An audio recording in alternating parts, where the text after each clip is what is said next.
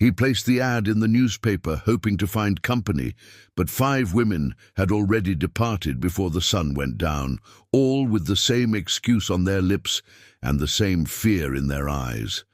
The 6th arrived on a September afternoon, carrying a battered suitcase and holding no promise of staying. Can you imagine the loneliness of a good man who discovers that his home, built with his own 2 hands, is viewed as a prison by everyone he meets? This happened in the high country of Montana in 1892, up on the ridges where the silence is so deep the wind seems to scream. Silas Blackwood was 35 years old when he decided he could no longer stand dining alone. He wasn't a man to complain about life. He never had been. But that June morning, when he woke for the 1000th time to an empty house, he felt the weight of solitude like a stone sitting on his chest. The ranch was prosperous.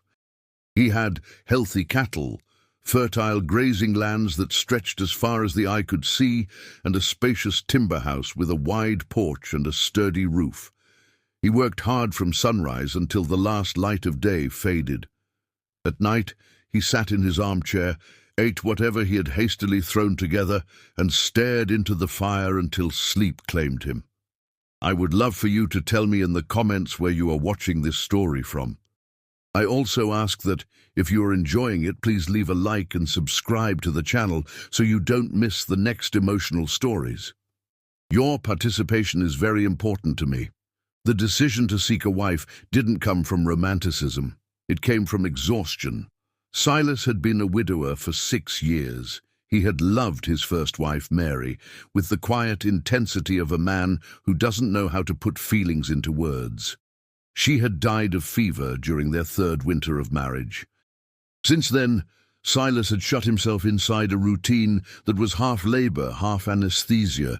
He no longer attended the town dances. He stopped going to the monthly church services. He did his buying quickly, paid what he owed, and returned to the ranch like a fox returning to a safe den. The folks in the town of Pine Creek, a 4-hour wagon ride away, considered him odd. They said he was aloof, that he spoke too little, that he chose to live at the edge of the world out of stubbornness or pride. It wasn't true. Silas simply preferred the silence of the plains to the constant hum of other people's chatter. He preferred the lowing of cattle to endless gossip. He preferred the company of his own thoughts to judgment disguised as concern. But loneliness, he discovered, was different from peace. In the first years after Mary's death, he confused one with the other. He believed it was enough to work hard, sleep tired, wake up and repeat. It worked for a while, until he started noticing the details. The table set for 4 where he ate alone. The double bed where he sprawled out just so he wouldn't feel the empty space. The Sunday afternoons stretching on too long with no one to talk to. The sensation that the days were passing identically, one after another, with no purpose beyond survival. It was old Gus, the freighter who brought mail and supplies monthly, who planted the idea. One May afternoon, while unloading sacks of flour and beans, the old man remarked that Silas was starting to look like a ghost. "You need company, son," he said, lighting his pipe. "A house without a woman is like a church without a bell." Silas replied that it wasn't that simple. Gus shrugged and retorted that the city papers were full of ads from folks looking for marriage, men looking for wives, women looking for husbands, all very civilized and arranged beforehand. At first, Silas found the idea absurd. Finding a wife through a newspaper ad seemed like the act of a desperate man, but in the weeks that followed, the idea kept coming back. It appeared while he milked the cows alone at dawn. It appeared while he brewed coffee for one. It appeared during the long winter nights, when the cold made everything quieter and the solitude heavier.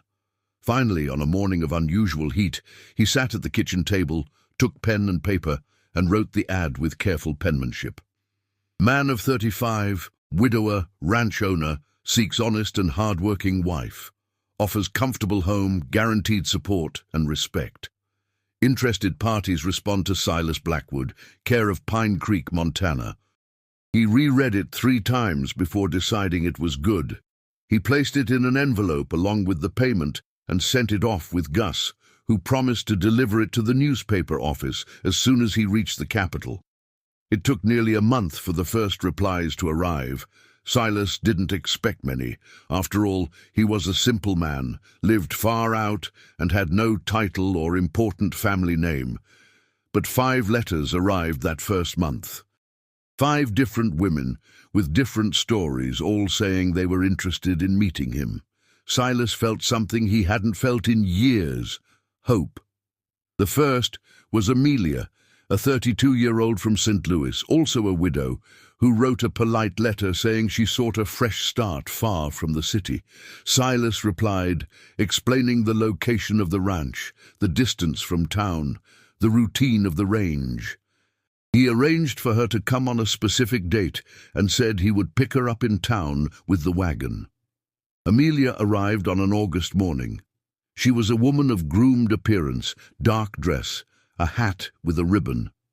Silas received her with polite nervousness, helped her down from the wagon, offered coffee. He showed her the house slowly, trying to make her see what he saw. Ample rooms with large windows, a spacious kitchen with a new wood stove, a full pantry, a porch where the sunset was a daily spectacle. Amelia listened to everything, looked at everything, asked polite questions.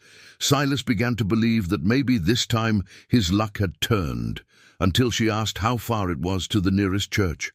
Silas answered that it was in town, a 4-hour trip. Amelia furrowed her brow. And dances, socials, neighbors? Silas explained there were no neighbors within a radius of many miles, that the ranch was isolated by choice, good land, but distant. Amelia's face changed. Silas noticed the exact instant she decided she wouldn't stay. The woman invented a polite excuse about having left something important in town, about needing to think it over, about perhaps not being the right person for that kind of life. Silas offered for her to at least stay for lunch, rest from the journey. Amelia refused with firm delicacy. He took her back to town that same afternoon, in almost complete silence. When she stepped down from the wagon, she thanked him for his kindness and disappeared into the boarding house without looking back. The second was Clara, 27 years old, the daughter of a bankrupt merchant from Denver. She arrived 3 weeks later. She was younger, livelier than Amelia. Silas felt a new thread of hope. Clara praised the house, said she thought everything was beautiful, that she had always dreamed of living in the country. But when night fell and the silence of the ranch settled in, that profound silence, without the rumble of wagons, without voices of neighbors, with nothing but the chirping of crickets and wind in the pines, Clara began to get restless. She asked if it was always this quiet. Silas answered yes, that this was the routine. Clara slept poorly. He could tell by her footsteps in the guest room throughout the night. In the morning, she said she had received urgent news from home and needed to return. Silas didn't insist. He knew how to recognize a polite lie. The third, the fourth, and the fifth followed the same pattern. They came full of expectation or need. Silas received them with increasingly timid hope. He showed the ranch, explained the routine, offered honesty about what it was like to live there.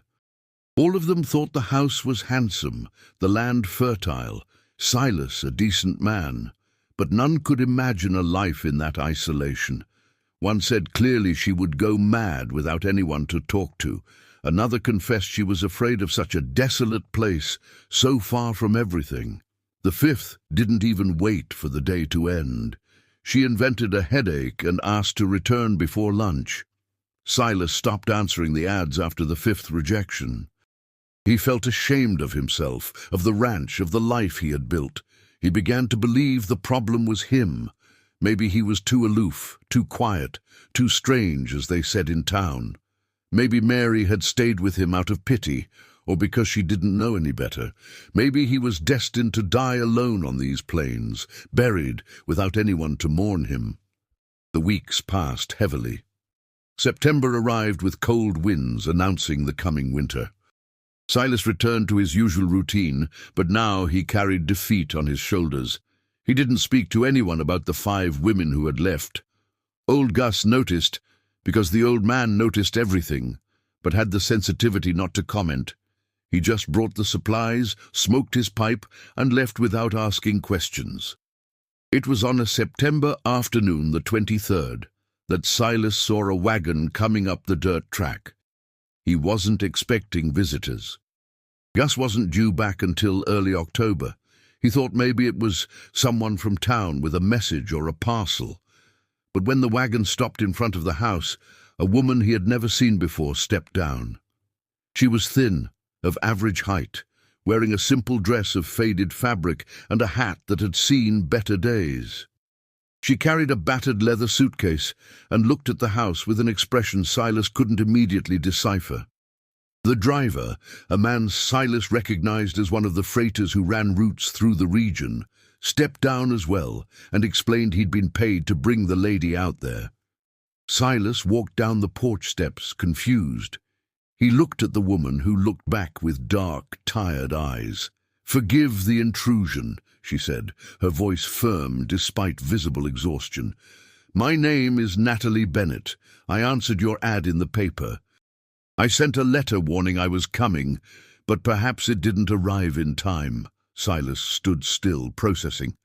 He hadn't received any letter. He wasn't expecting anyone else. He had given up.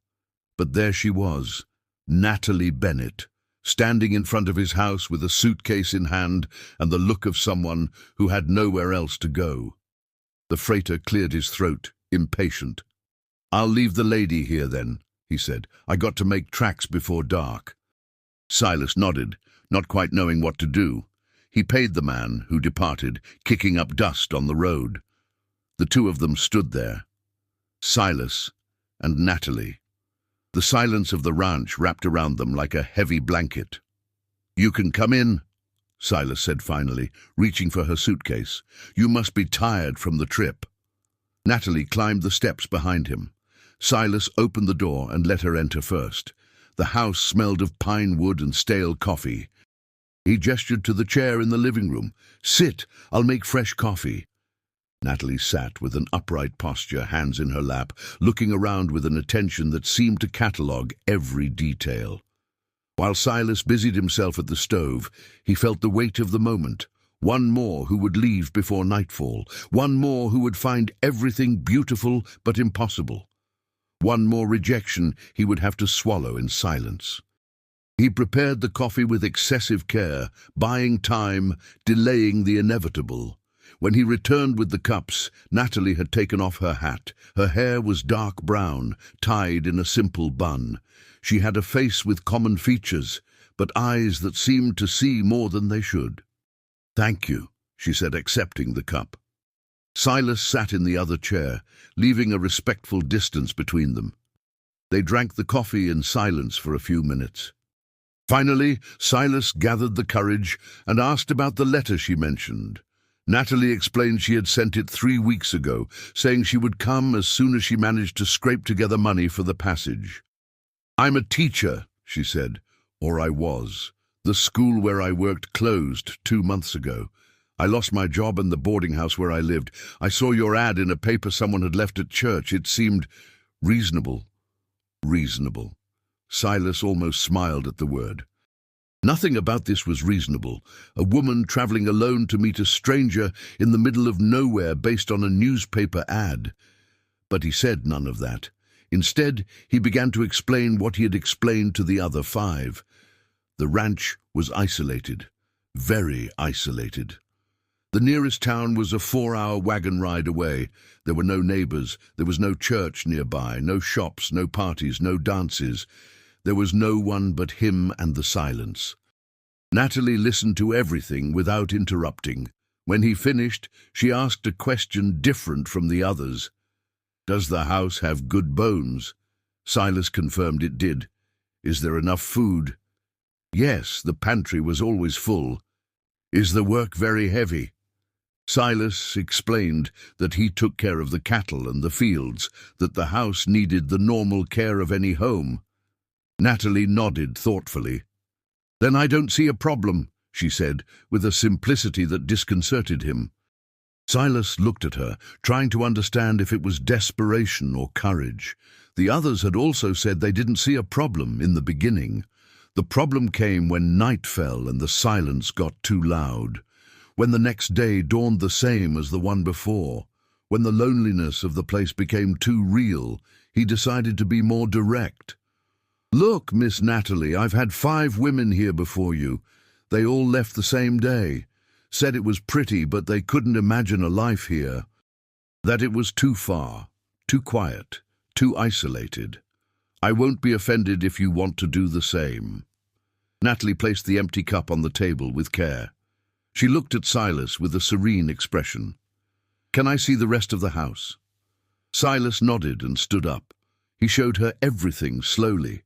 The 3 bedrooms, all with solid wooden beds and good mattresses. The large kitchen with the organized pantry. The back porch that looked out over the fields where the cattle grazed. The small shed where he kept tools. The well with clean water. The garden he maintained with difficulty. Natalie observed everything with a different kind of attention. It wasn't enchantment nor horror. It was practical assessment. She ran her hand over the walls, tested the firmness of the doors, looked out the windows. When they returned to the living room, the sun was already low on the horizon. Silas waited. He knew this was the part where she would invent an excuse to leave. But Natalie invented no excuse. Instead, she asked which room she would be staying in. The question caught Silas off guard. "Come again," Natalie repeated with patience. "Which room will I sleep in?" Silas pointed to the guest room, the same one where the others had stayed for the few hours they remained. Natalie nodded. "Can I put my things in there then?" Silas stammered a yes, picked up her suitcase, and carried it to the room. She followed him, looked around, opened the window to let the air in. "Thank you," she said. "I'll get settled before it gets dark." Silas left the room still confused. He went back to the kitchen and started preparing dinner automatically. Potatoes, smoked sausage, bread he had baked 2 days prior. He expected to hear Natalie calling at any moment, saying she had changed her mind, that she wanted to go back. But she didn't call. When the food was ready, he called her. Natalie appeared in the kitchen with her hair down now, falling over her shoulders. Her face was washed and her expression more rested. They dined in almost complete silence. Silas didn't know what to say. Natalie ate slowly, chewing well, without haste. When she finished, she gathered the plates herself and started to wash them. Silas protested, saying she didn't need to, that she was a guest. Natalie looked at him with something that almost looked like amusement. "I came here to be a wife, not a guest. A wife works." Her frankness left him without words. Night fell completely. The silence of the ranch settled in, that silence that had chased all the others away. Silas lit the lamp in the living room. Natalie sat in the chair near the window, looking out at the darkness.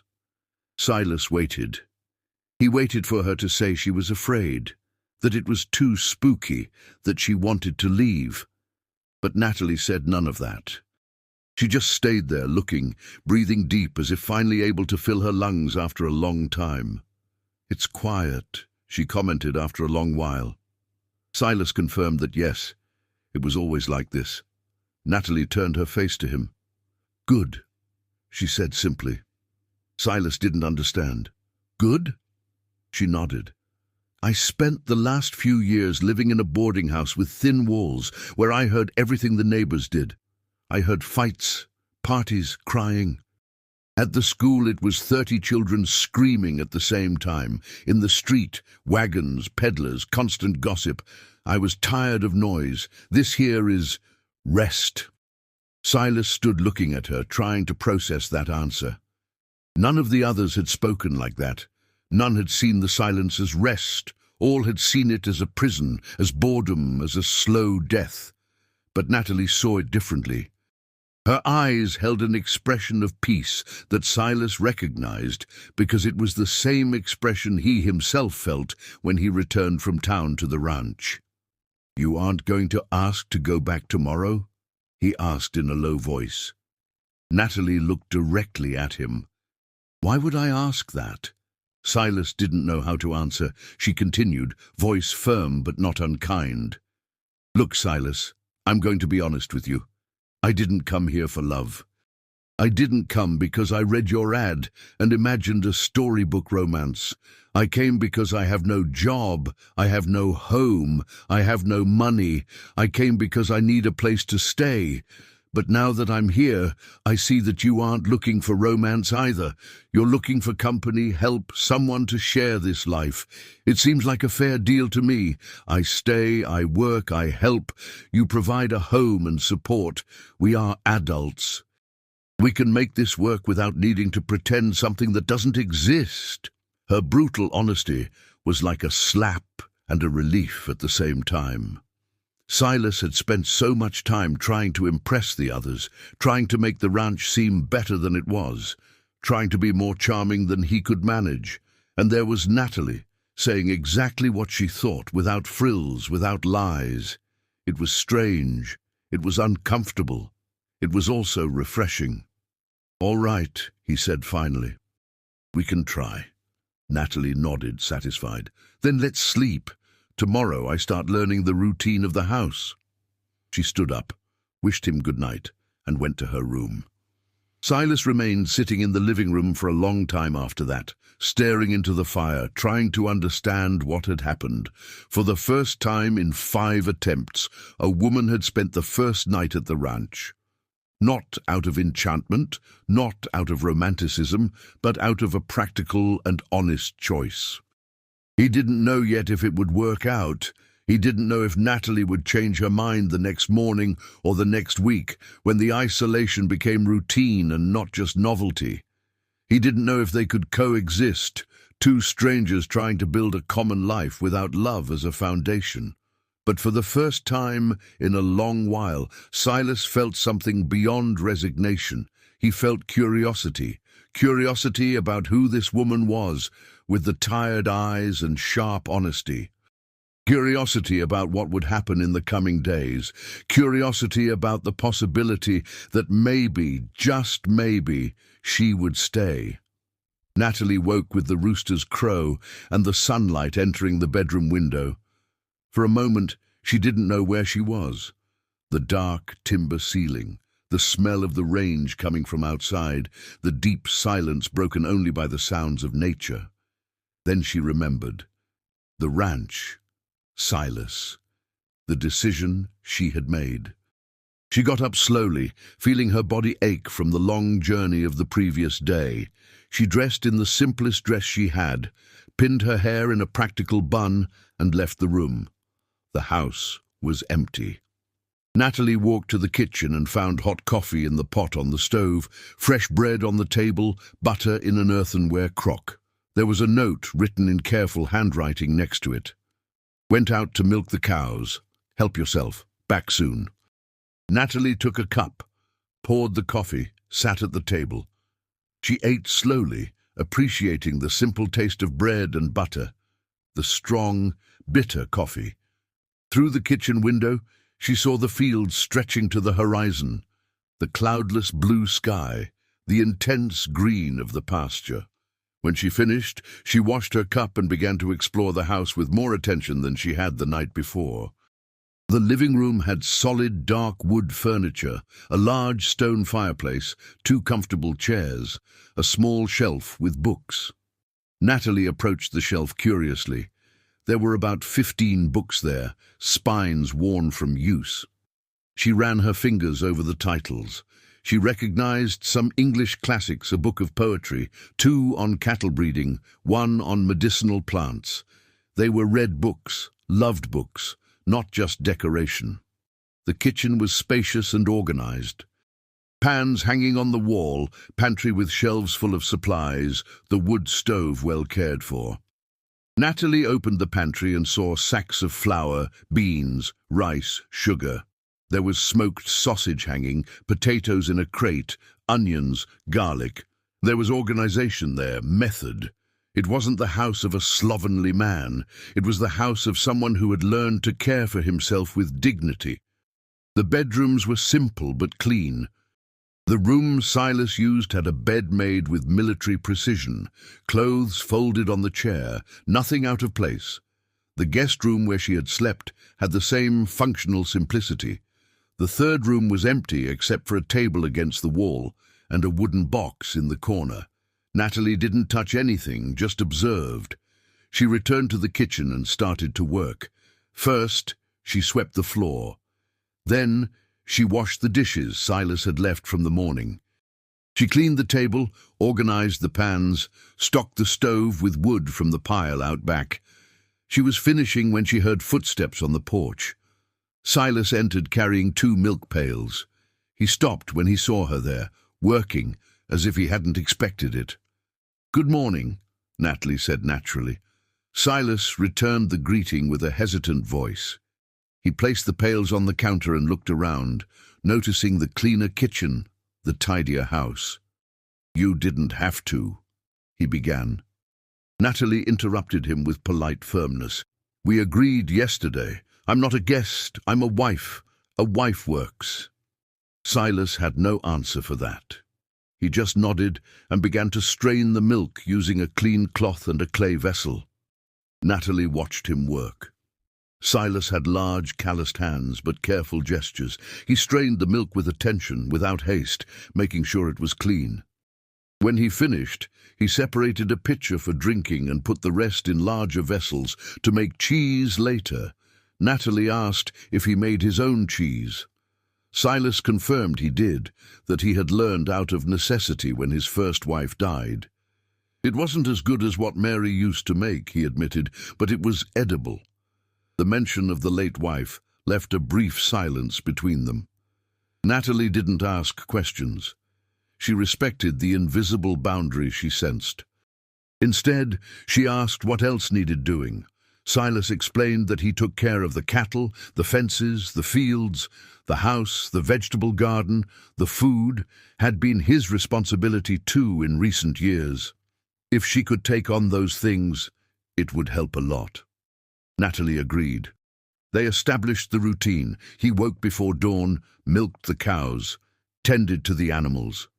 She took care of the house, prepared the meals, kept everything organized. The first days followed this pattern. Silas went out early, came back for the breakfast Natalie prepared, worked in the fields until lunch, returned in the late afternoon. They dined together in polite silence, each respecting the other's space. It wasn't uncomfortable, but it wasn't intimate either. They were two strangers sharing a roof and a routine, still measuring boundaries, still discovering how to coexist. Natalie gradually began to leave her mark on the house. She reorganized the pantry more efficiently. She mended curtains that were torn. She planted new herbs in the garden, basil, parsley, chives. She started cooking meals more elaborate than the ones Silas made for himself. He ate in silence, but she noticed he went back for seconds, that he ate slowly, savoring it. If you are enjoying this story, leave a like and subscribe to the channel to follow the ending. It was on the 5th night that the first real change happened. After dinner, Silas didn't retire immediately as he usually did. He remained sitting at the table while Natalie washed the dishes. He hesitated, as if he wanted to say something but didn't know how. Finally, he asked if she knew how to read. Natalie looked at him in surprise. "I do. I was a teacher, remember?" Silas turned red, realizing he had asked an obvious question. "It's just that there are books on the shelf there. If you want to read, make yourself at home." Natalie dried her hands and went to the shelf. She ran her fingers over the books again, this time with permission. She chose a book of poetry and returned to the living room. Silas had lit the fireplace. The fire crackled low. She sat in one of the chairs, opened the book. Silas stayed in the other chair, just staring at the fire. The silence between them now had a different texture. It wasn't discomfort. It was quiet company. After a few minutes, Natalie began to read aloud without having planned to. The words came out naturally, poetry about the countryside and solitude that seemed appropriate for that moment. Silas turned his face to her, surprised. She continued reading, voice clear and rhythmic, years of the classroom, making the reading almost musical.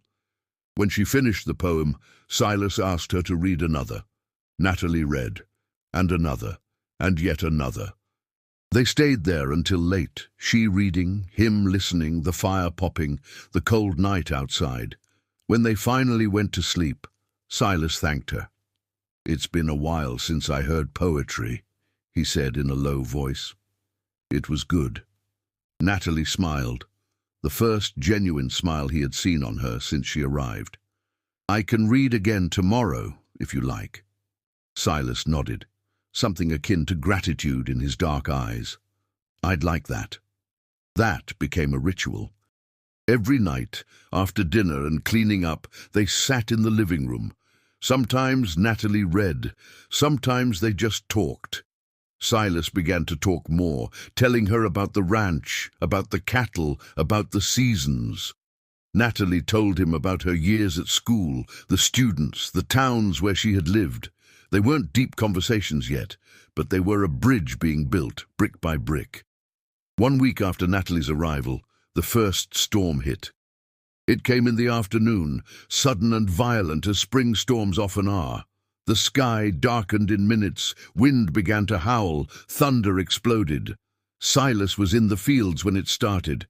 Natalie saw him running for the house, soaked, leading his horse by the reins. She'd already prepared a towel, put water on to heat. When he entered, she handed him the towel without saying a word. Silas dried himself, changed clothes, returned to the kitchen, shivering with cold. Natalie had prepared hot tea with honey. He drank it gratefully. The storm outside intensified, rain beating against the windows as if wanting to force its way in. Natalie closed the curtains, lit more lamps, kept the stove stoked. The house became warm and illuminated, while outside the world seemed to be ending. "It's going to be 3 days like this," Silas said, looking out the window. "When a storm comes this way, it lasts." Natalie didn't seem worried. "Do we have food?" "We do." "Firewood?" "Enough." "Then we'll be fine." Silas looked at her with growing admiration. The others had panicked over much less. Clara had been terrified by a light rain, but Natalie saw the storm as an inconvenience, not a tragedy. During the next 3 days, they were isolated in the house. The rain didn't stop, wind brought down branches, the road turned into an impassable mud pit. Silas couldn't go out even to milk the cows. He had to wait for brief intervals between downpours to run out and do the necessary chores. The rest of the time, they stayed inside. It was in those 3 days that they really began to know each other. Without outside work to occupy Silas, without a rigid routine to follow, it was just the two of them, and time. They talked more in those 3 days than in the entire previous week. Silas told her about growing up in that region, about working since he was a child helping his father, about buying this land with sweated money, about building the house plank by plank, about meeting Mary at a town social and marrying at 24, about the 3 happy years they had before she died. His voice shook when speaking of his dead wife. Natalie didn't interrupt him, didn't offer empty platitudes. She just listened with respectful attention. When he finished, they sat in silence for a long time. Finally, Natalie spoke about her own life, about becoming an orphan at 16, about studying to be a teacher with the little money her parents had left, about working in 5 different schools in 12 years, always moving because schools closed or problems arose. She told him about the marriage proposals she had received over the years. 3 different men had asked for her hand. One was a widower with 6 children who wanted a free nanny, not a wife. Another was a drunkard looking for a woman with a job to support him. The third was kind, but wanted her to stop working, stay home, be a decorative wife. Natalie had refused all three. She preferred loneliness to a bad marriage. She preferred freedom to security that cost her dignity. "That's why folks called me proud," she said, her voice without self-pity. "Said I thought too highly of myself, that I'd die alone and old. Maybe they were right, but I couldn't force myself to accept crumbs when I saw other women with real marriages." Silas understood that perfectly. He too had been called proud, odd, for refusing to fit into the mold they expected of him. On the third day of the storm, the rain finally stopped. The sun appeared shyly between clouds. The air smelled of wet earth. Silas went out to assess the damage. The fence was down in 2 spots. A large tree had been toppled near the barn, but overall, the ranch had held up well. He returned to the house and found Natalie on the porch, looking out at the soaked fields with a serene expression. "It's beautiful here," she said without looking at him. "After the storm, everything gets greener." Silas stopped beside her. "You stayed?" Natalie confirmed. "I can't explain it right, but there's peace here." Even with the storm, even isolated from the world, there was peace. Silas felt something tighten in his chest. He understood exactly what she meant because he felt the same. The weeks that followed brought subtle but important changes. Silas began to do little things he didn't do before. He picked wildflowers and left them on the kitchen table. He fixed the porch step that had been loose for months. He brought a sheepskin for Natalie to line the chair where she sat to read. Natalie reciprocated in her own way. She baked the bread he liked best. She mended all his shirts with a care that wasn't merely functional. She started planting roses in front of the house, saying every home needed flowers. They weren't romantic gestures in the traditional sense. They were practical gestures of care, of attention, of growing respect. But there was something in them that started to seem like more. Silas noticed the smell of soap when Natalie passed nearby. Natalie noticed how his eyes lingered on her when he thought she wasn't looking. They didn't talk about it, but they felt it. 1 month after Natalie's arrival, old Gus appeared with the monthly supplies. The old freighter climbed down from his wagon and stopped in surprise upon seeing Natalie on the porch. "Well now," he said, lighting his pipe. "This one stayed then," Silas confirmed with something resembling pride in his voice. "She stayed." Gus studied Natalie with the experienced eyes of someone who has seen a lot. She sustained his gaze without discomfort. The old man finally smiled. "Good for you, folks," he said. "House without company is too sad." Gus brought news from town. So-and-so had married, such-and-such had trouble with the harvest, another was sick. He also brought a letter. Silas took the envelope, saw the sender's name, and handed it to Natalie. "It's for you." Natalie opened the letter and read in silence. Her face changed as she read, something between surprise and irritation passing through her eyes. When she finished, she folded the paper slowly. "Trouble?" asked Silas. Natalie sighed. "It's from my brother. Someone told him about the marriage. He is displeased. Says I'll regret it, that I threw myself into a mistake out of desperation, that there's still time to go back, that he can get me a job in another city if I want." Silas felt something sink in his stomach. "And do you want to? Want to go back?" Natalie looked at him for a long moment. Silas saw her consider the question with the seriousness it deserved, saw her look around, at the house, at the fields, at the life they had started to build there. Finally, she answered, "No, I don't want to go back. Here is good." Silas felt a relief so intense it nearly knocked him over.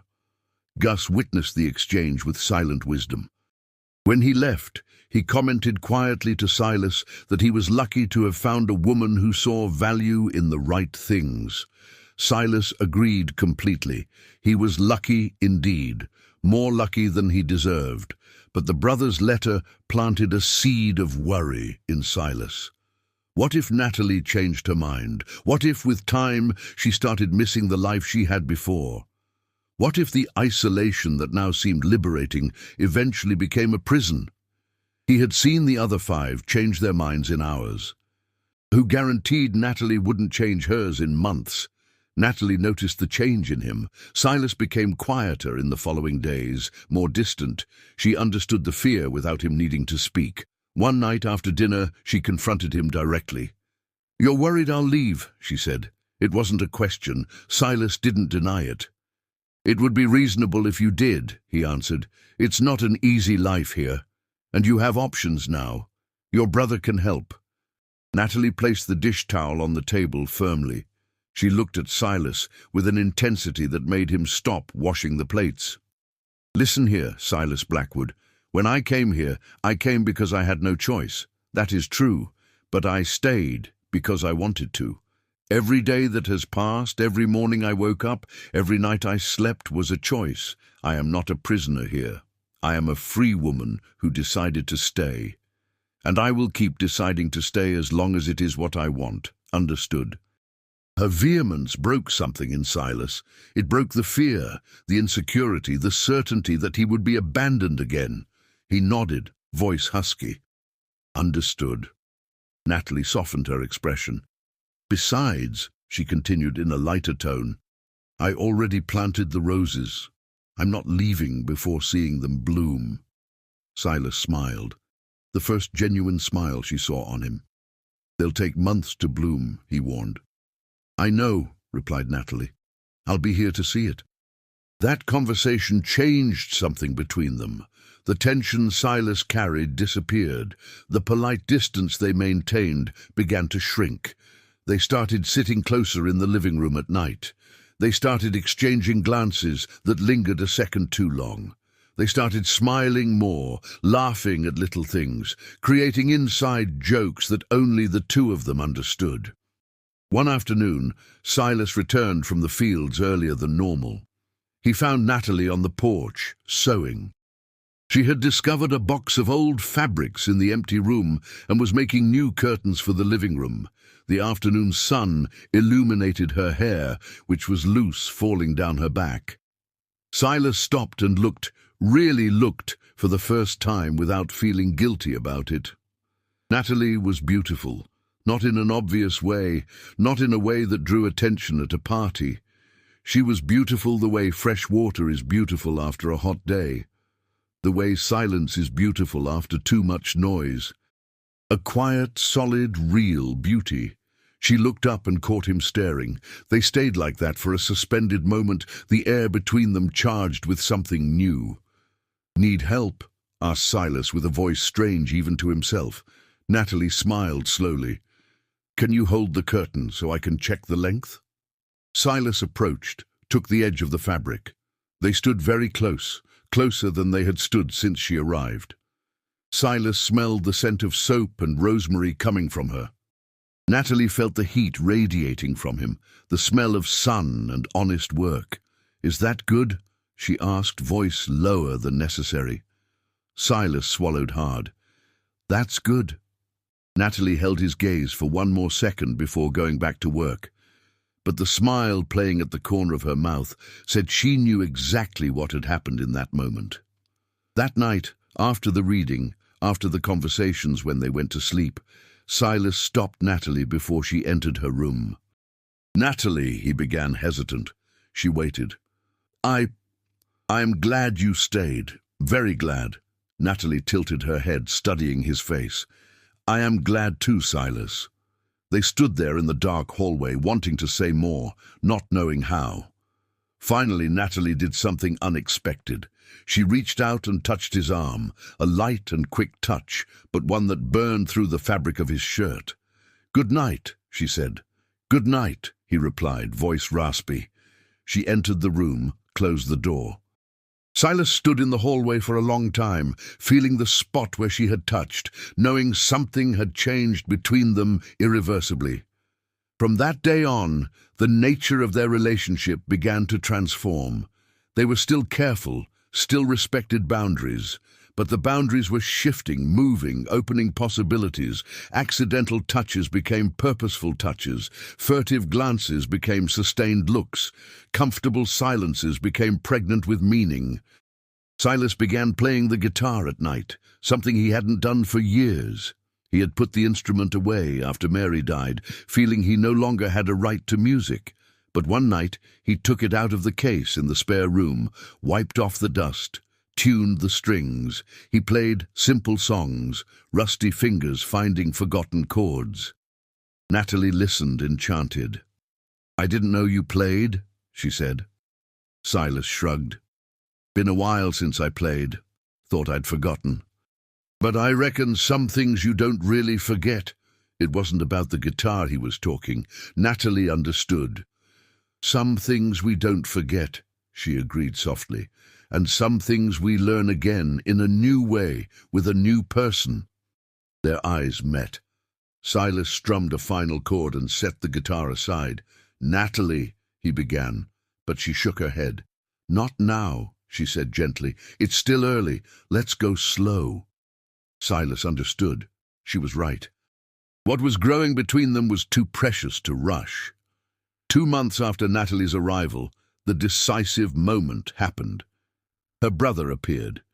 He arrived in a rented wagon, a man of about 40 in city clothes, and an expression of disapproval.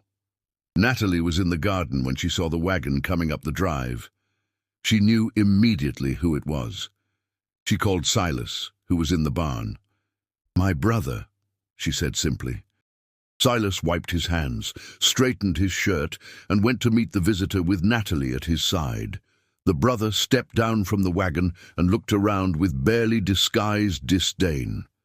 "So this is where you're living, Natalie," he said without greeting. "At the end of the world."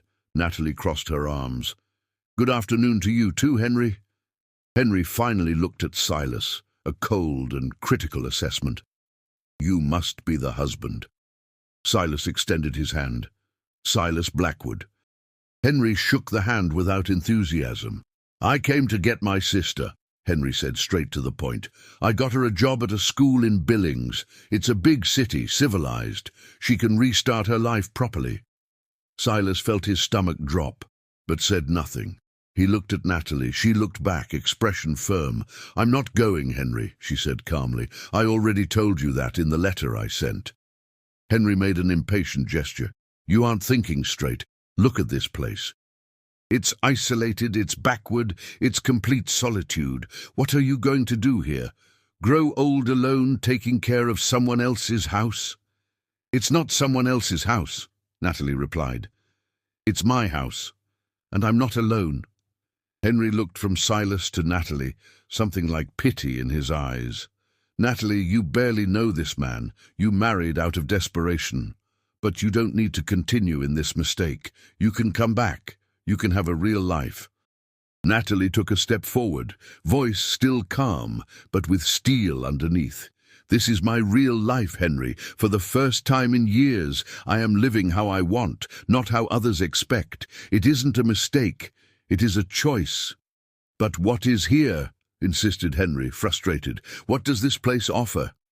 Natalie looked around at the green fields, the solid house, at Silas standing by her side. "It has peace," she said simply. "It has respect. It has freedom.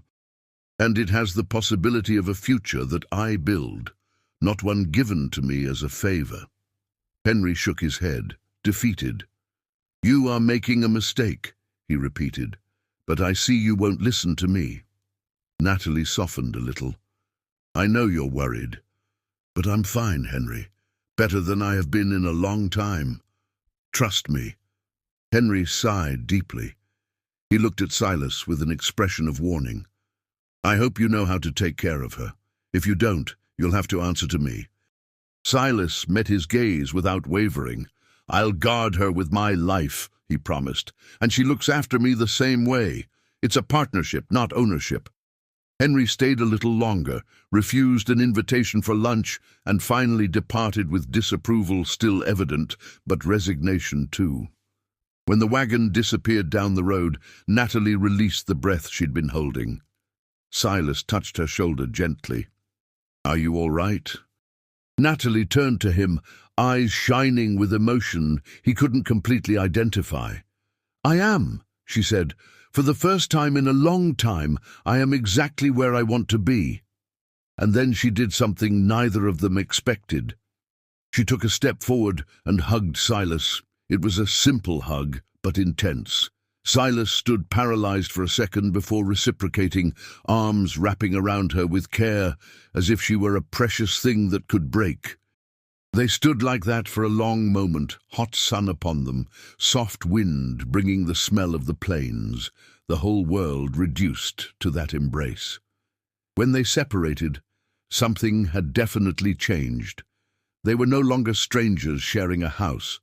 They were no longer a practical agreement of convenience. They were two people starting to care, starting to feel, starting to build something real and true in the middle of that isolation that others saw as a curse, but they saw as a blessing. October arrived, bringing the heat that announced the start of Indian summer. The fields grew drier, the sky bluer, the afternoons longer. Silas and Natalie had found their own rhythm of life, a silent dance of shared routines and stolen moments. 3 months had passed since she arrived with a battered suitcase and no promise of staying. Now, the idea of leaving seemed as distant as the town itself. The roses Natalie had planted were beginning to bud. They didn't have flowers yet, just green leaves and thin stems, but they were a promise of beauty to come. She tended to them every morning, watering with well water, pulling up weeds that dared to grow nearby. Silas watched from afar, smiling at her dedication. One morning he appeared with wooden stakes he had made to support the rose bushes when they grew. Natalie looked at him with surprise and gratitude.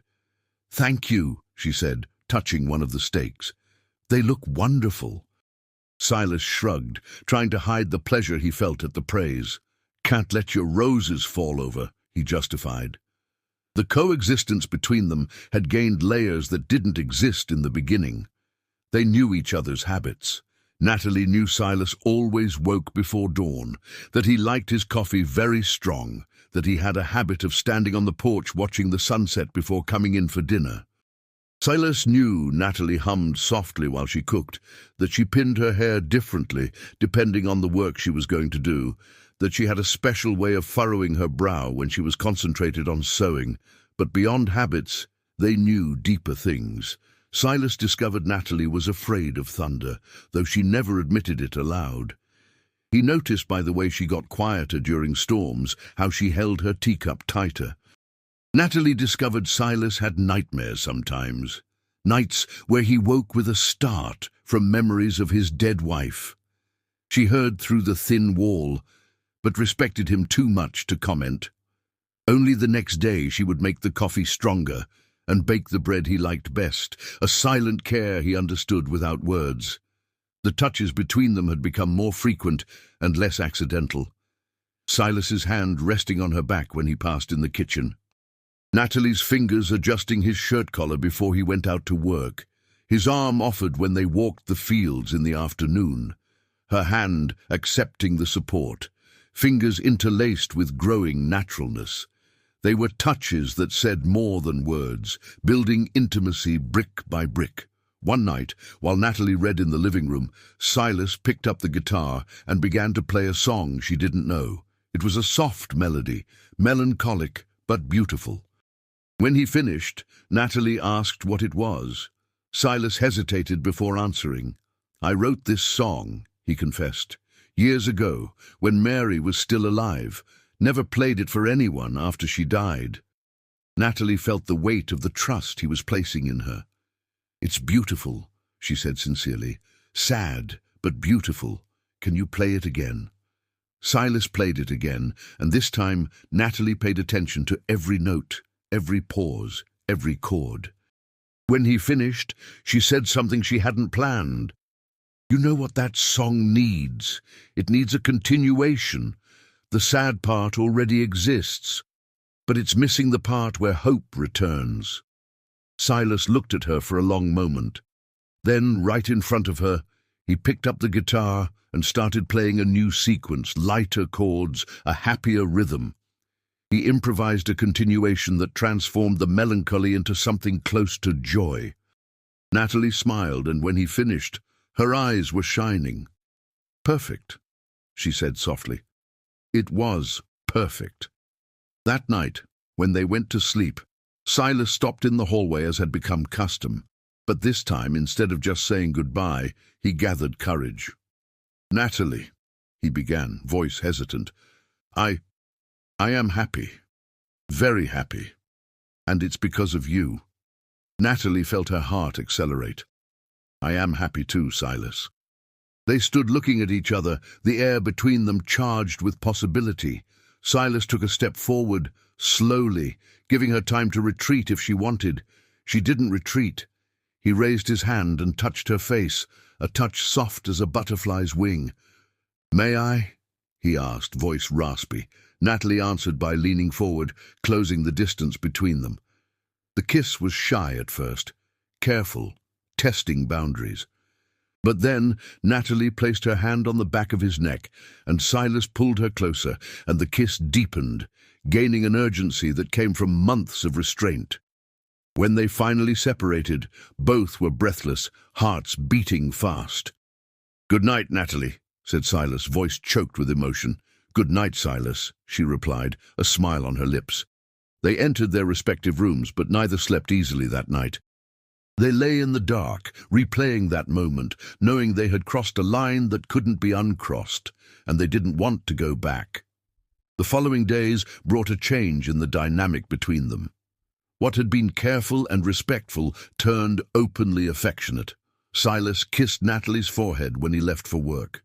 Natalie held his face between her hands when he returned dusty from the fields. They sat closer on the sofa at night, her body leaning against his, her head on his shoulder. They hadn't spoken explicitly about what was happening yet, but both knew. It was ceasing to be a practical agreement and turning into a real marriage. If you are enjoying this story, leave a like and subscribe to the channel. One afternoon, Natalie was in the garden picking tomatoes when she felt a presence behind her. She turned and saw Silas standing there, looking at her with an intense expression. "Did something happen?" she asked, immediate concern. Silas shook his head. "No, it's just, I was thinking." "About what?" He took a step forward. "About how lucky I am. About how you could have left like all the others, but you stayed. About how this house was empty and now it's full. About how I was alone, and now I'm not anymore." Natalie put down the basket of tomatoes and went to him. "Silas," she said, taking his hands, "I didn't stay out of pity. I didn't stay out of obligation. I stayed because I wanted to, and I'm still here because I want to be, because this here," she gestured around, "us, this life we're building, it's good, it's real, it's what I want." Silas pulled her into a tight hug. "I love you," he said against her hair, words coming out unplanned. "I love you, Natalie." Natalie felt tears prick her eyes. It had taken so long for someone to say that to her for real, not said for convenience, not said for interest, said because it was felt. She pulled back just enough to look into his face. "I love you too," she replied. And this time, when they kissed, it was different. It wasn't a test anymore. It wasn't caution anymore. It was confirmation. It was commitment. It was a promise. That night, Natalie didn't sleep in the guest room. She moved into the room Silas occupied, to the double bed he had used alone for so many years. They stayed awake late, talking in the dark, making plans, sharing dreams. Silas talked about expanding the cattle herd, about building a bigger barn. Natalie talked about turning the empty room into a real library, about maybe teaching reading and writing to whoever wanted to learn when they came to the ranch. "You think folks would come all the way out here to learn?" asked Silas doubtfully. Natalie smiled in the dark. "If old Gus spreads the news, there's always people wanting to learn. And it doesn't need to be a formal school. It can be just helping those who need it." Silas kissed her forehead. "You're too good for this world," he said. Natalie laughed softly. "And you're too good to think you're strange just for liking peace." They lay embraced, listening to the sounds of the night outside, and for the first time in years, both slept without weight, without fear, without loneliness. The following months were of discovery and construction. They discovered what it was like to wake up embraced, what it was like to start the day with a kiss and end with another.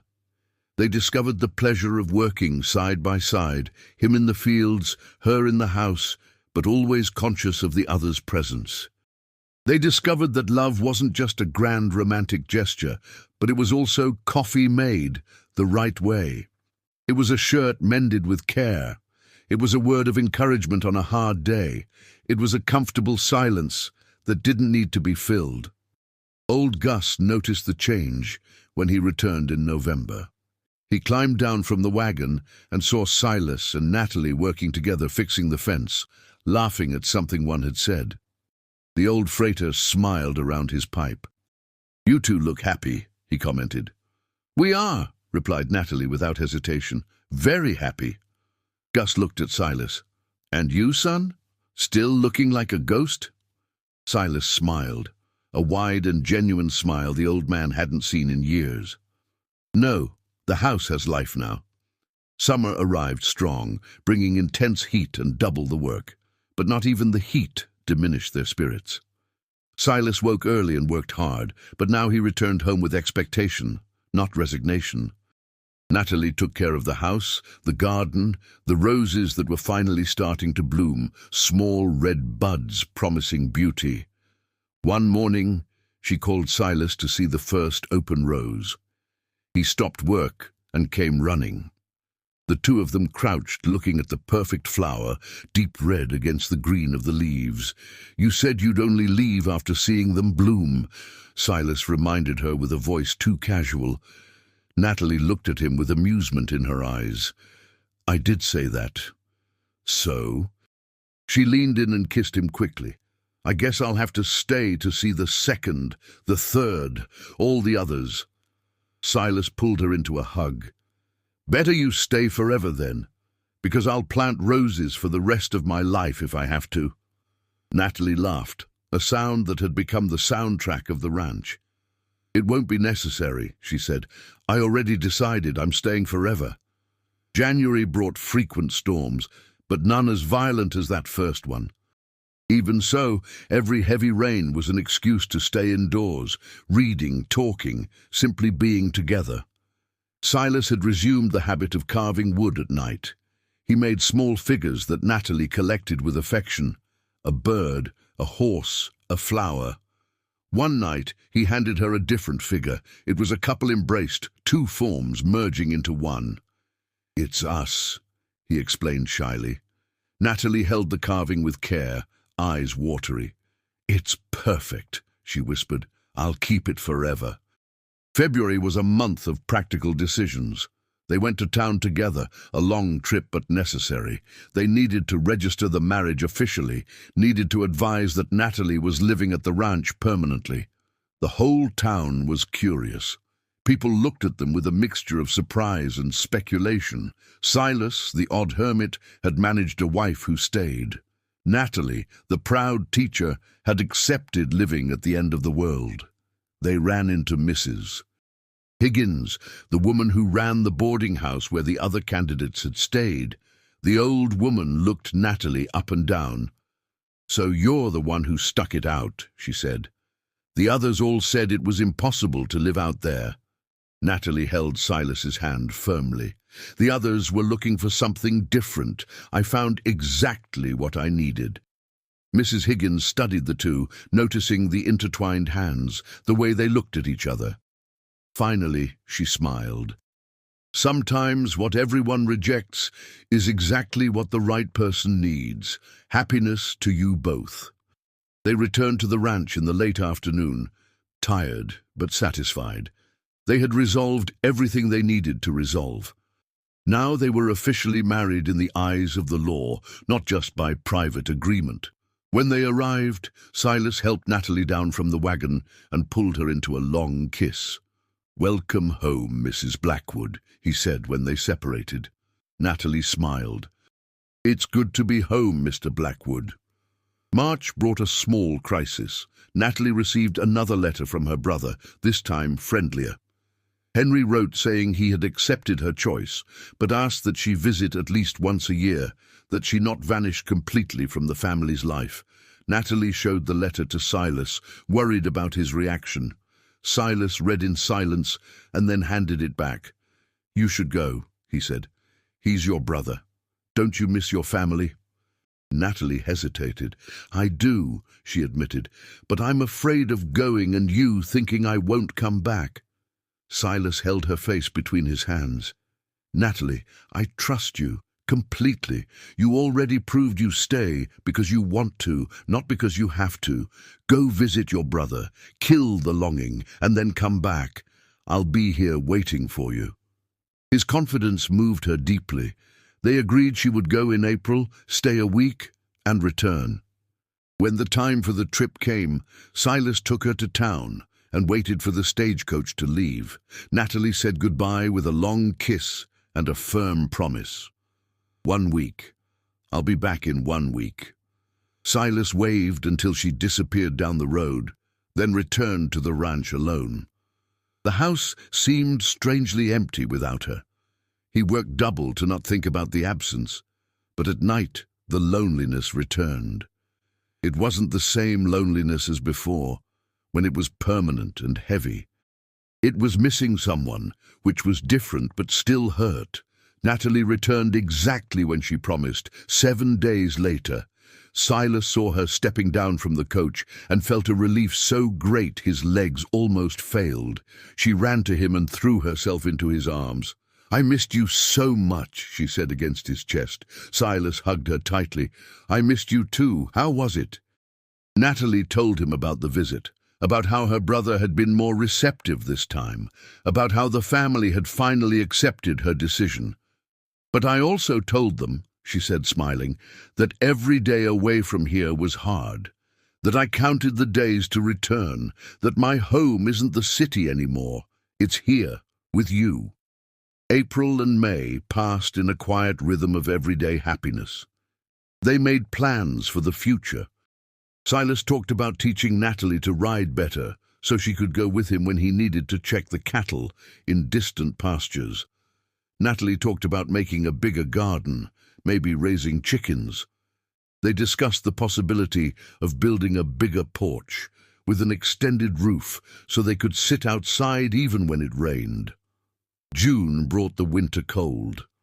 The nights got long and freezing, perfect for staying wrapped under thick blankets, fireplace lit, talking about everything and nothing.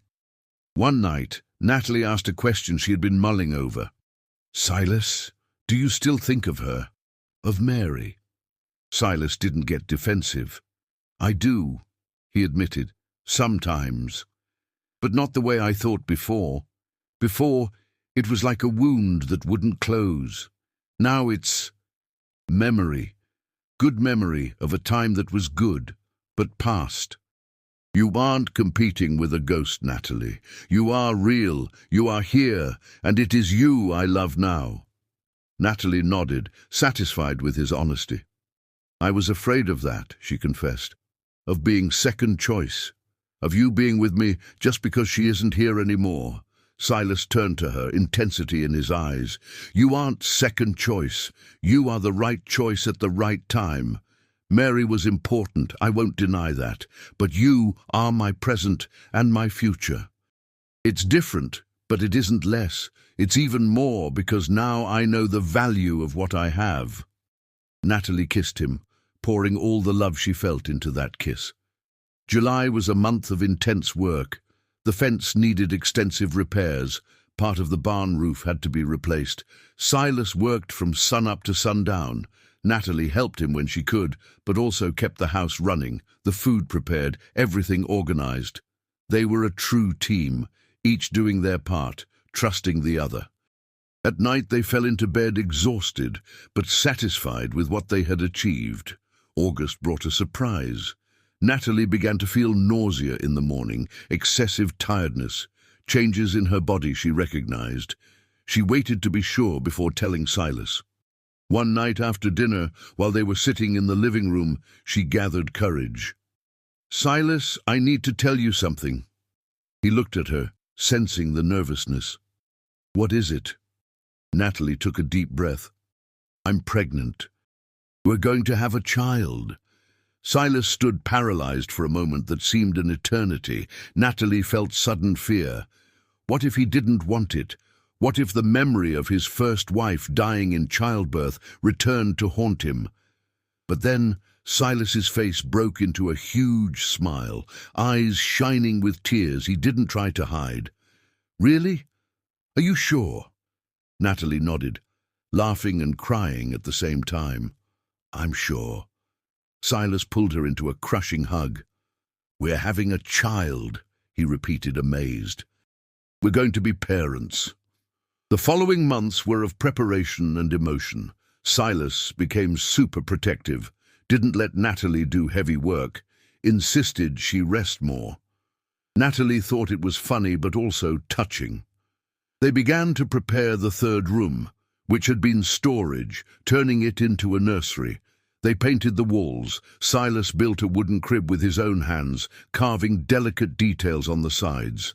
Natalie sewed sheets, made curtains, prepared tiny clothes. Old Gus was moved by the news when he found out. "New life coming to this ranch," he said, smiling. "That's a good sign." He promised he would bring the midwife from town when the time came.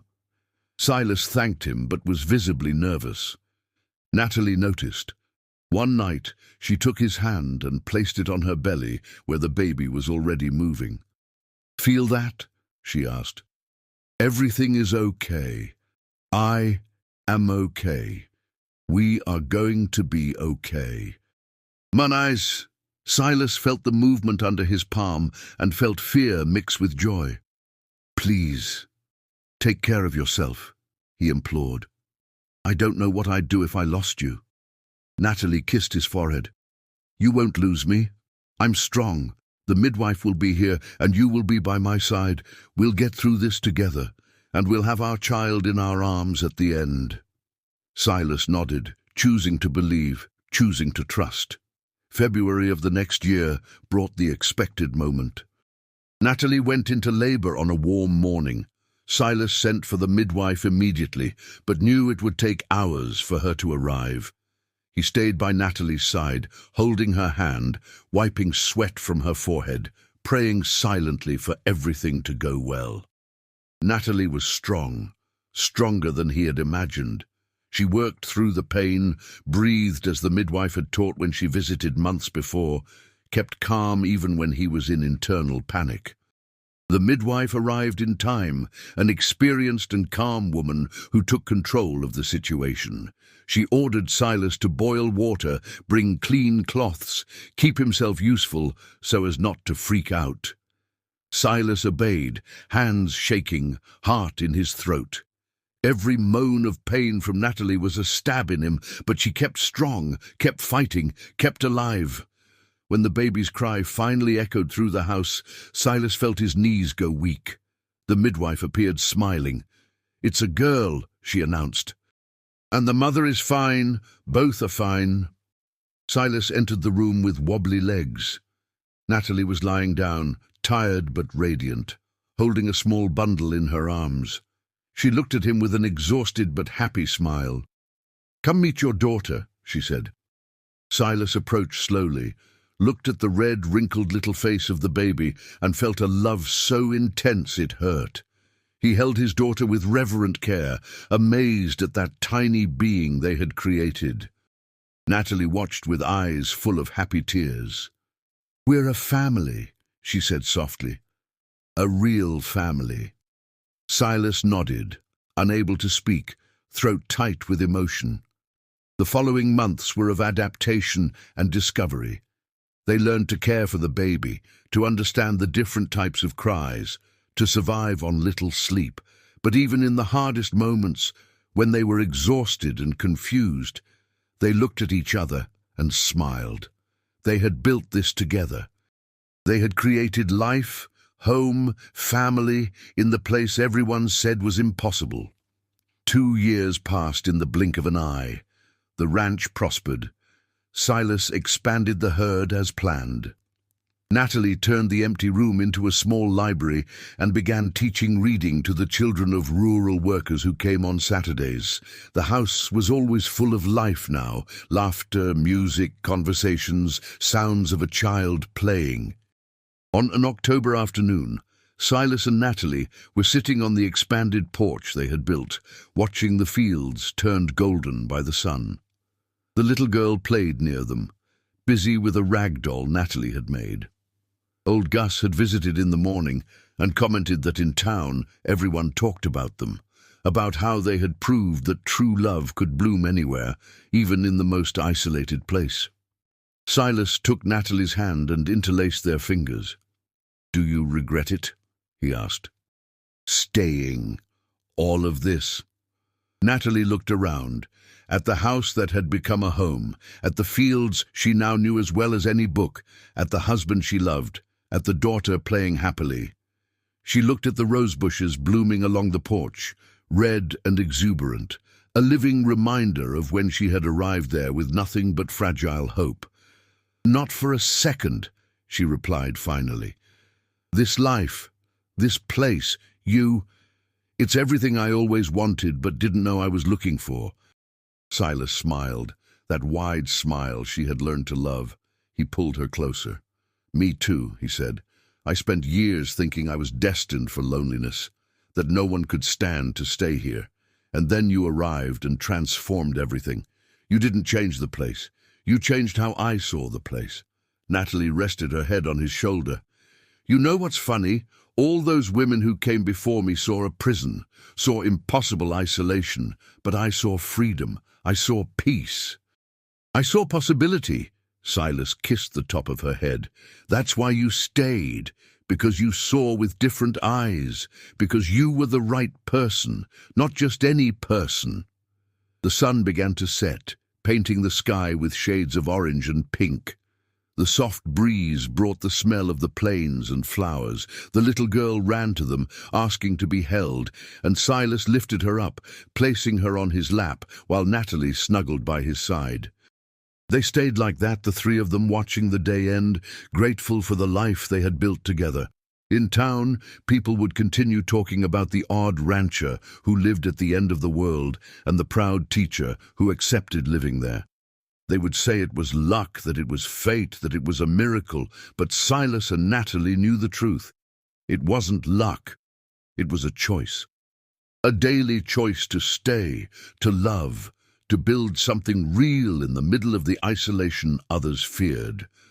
The 5 women who had come before Natalie had seen the ranch as it was. Natalie had seen how it could be. She had seen not just the place, but the man. Not just the isolation, but the peace. Not just the loneliness, but the possibility of true company. And in that different vision, in that courageous choice to stay, when it would be easier to leave, she had found everything she needed. Years later, when occasional visitors asked how she could stand living so far from everything, Natalie always smiled and gave the same answer. "It isn't far from everything. It is far from what doesn't matter and close to what does. And that makes all the difference." Silas, hearing this, would always take her hand and squeeze 3 times, a silent code they had developed, meaning, "I love you." The ranch continued to prosper. The library grew. The roses multiplied. The family remained united. And in the silence of the plains, in the isolation that had driven so many others away, Silas and Natalie found not just love, but a home. Not because the place changed, but because finally they had found someone who viewed the same place and saw not limitation, but freedom. Not the end of the world, but the beginning of everything. And so, on the ranch nobody wanted, in the isolation everyone feared, 2 lonely souls built the most complete life they could imagine. They proved that sometimes the place everyone rejects is exactly the place where the right person blooms, where true love grows. where impossible stories become reality. The sun finished setting. The stars began to appear in the dark sky. The night brought its deep silence, that silence that had frightened away 5 women before Natalie. But for her, for them, that silence wasn't empty. It was full of peace, of love, of contentment. It was the perfect soundtrack for the life they had chosen, together, on the isolated ranch that became the most complete home they could have wished for.